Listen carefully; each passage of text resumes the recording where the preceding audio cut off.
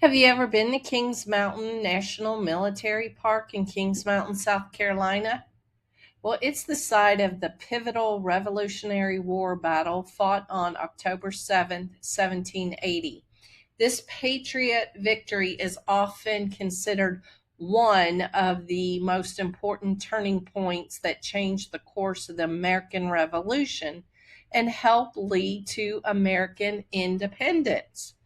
As we explore the battlefield, visitor center, museum, and walking trails, I want you to see what you can realistically expect if you have mobility challenges. Let the journey begin. Welcome back, travelers. I'm Mary, a retired Gen X traveler, proving that mobility challenges, health limitations, and life-changing setbacks do not have to keep you stranded at home. 8 reserved parking places are available. The Battlefield Trail is paved. It's 1.5 miles round trip. You should allow at least 1 hour for the walk. Please be advised that there are moderate to steep grades, even though it's a paved trail. Wheelchairs or strollers used with caution. Obviously, rollerblades, scooters, and bicycles are not allowed. You do need to stay on the trails to prevent erosion, and obviously no relic hunting. There is a moderate grade up to the visitor center, and you can see that it's large slate. As I take my time, I'm not having any issues going up here.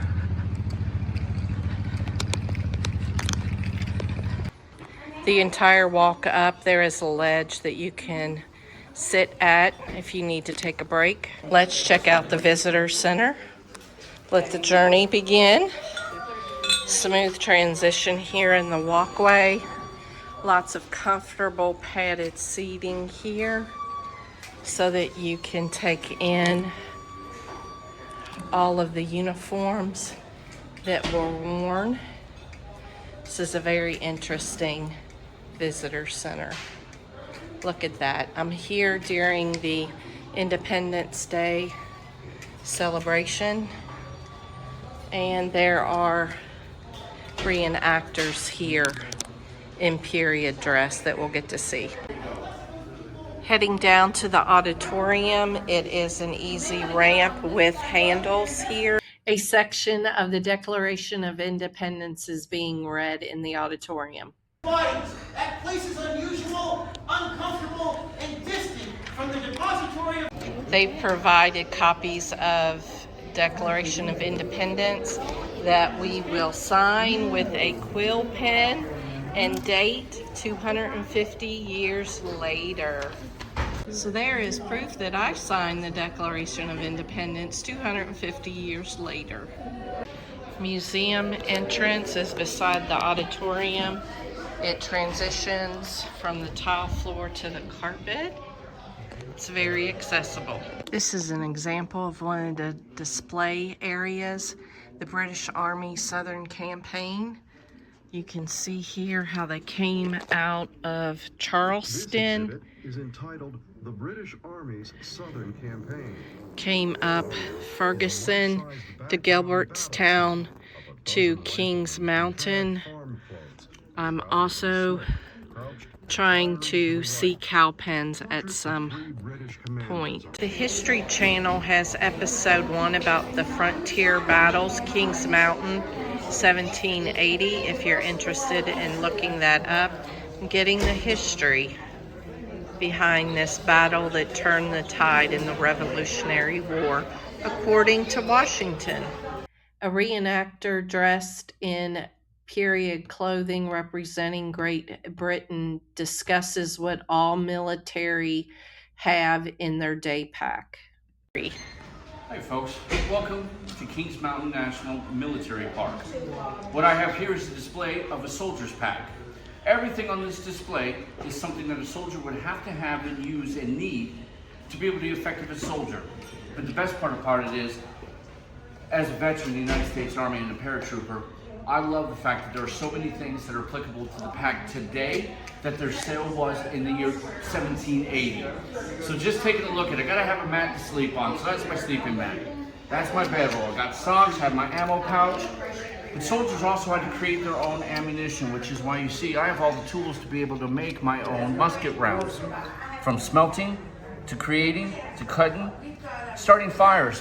Food's always better when it's cooked and hot, so I always like to be able to make a fire. I've got my spyglass. My ability to see further away than I actually can helps out in scouting missions. My canteen. You gotta have water and you gotta be able to drink. One of the beautiful things about the British were at this point, they were allowing only water in their canteen. So this is a great representation of why it was important, because I didn't know when the next time I'd be able to get water, I needed to carry it with me. My eating utensils, very light and versatile, mainly because that was up to me if I wanted to eat. I had to catch or barter with someone else to be able to have some of their food. Most likely though, I had to catch it myself. But what I wish to draw your attention to is at the center of my soldier's pack. That is a sewing kit. And you may ask yourself, why is it important that a soldier at this time frame had a soldier? It's a sewing kit. Well, the reason is simple. You want to look good in uniform. You can't have holes and buttons missing. So I've got to be able to repair that and have it ready to go at a given time. The weapons vary.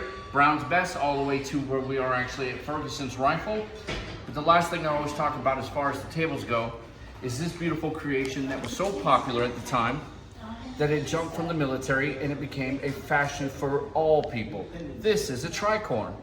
It's basically a farmer's hat pinned up on three sides, because when we move weapons from right to left shoulder arms, we don't want to knock our hats out. But I want to show you one of the most important reasons why the cockade is worn as a uniform. Although I'm wearing red, white, and blue, that's pretty much the standard color of every uniform on every military at that time. So how do I know if you're really my friend? With the clever use of a piece of cloth in my tricorn called a cockade. The black cockade, as per my uniform, signifies that I'm loyal to the king. God save the king. If I was dressed as a Spanish soldado today, my color of my cockade would be red, and that would be for Viva España. Now, if I really wanted to be cool, which I'm not, I would have a white one in here, and that would signify that it was Viva la France, and I was for the French. If you saw any other color or mixture, probably was a miscellaneous person you didn't need to scrap with, nor did you need to worry about it, because they weren't a real threat to the most powerful empire on earth, the British Empire. But folks, this is what a standard soldier's pack would look like. It could be a little heavier, it could be a little bit lighter. But I like it, and I wanted to share it with you guys, so thank you for your time. The National Park System does a wonderful job in providing information. Extreme heat warning today, they're looking at 108. The park does close at 5 p.m. Let's just walk up here a little bit where I can show you that this slate rock transitions into a paved pathway. I would suggest that you bring your own wheelchair if you have different mobility seasons. They do provide wheelchairs here. You just need to call ahead and they will take it out to the parking area for you. The Battlefield Trail is 1.5 miles. No bicycles allowed, and pets must be on leashes. Water is available for both humans and canines. Isn't that nice? Restaurant facilities, door restroom facilities are provided. Yes, I found Kings Mountain National Military Park to be an accessible destination for visitors with a wide range of mobility needs. There was plenty of accessible parking. Visitor center, museum, restrooms, and primary walking paths made it easy to enjoy many of the park's highlights. While some portions of that Battlefield Trail included hills and uneven terrain that may be challenging, there are still plenty of opportunities to experience this park without hiking that entire 1.5-mile route. Benches and interpretive exhibits along the way provided very convenient places to rest while learning about this important Revolutionary War battlefield. Thanks, travelers, for joining us today. If you like this content and want to see more, be sure to subscribe because here at Travel Beyond Limits, we believe in real travel, real access, and real adventure. Until next time, safe travels. God bless.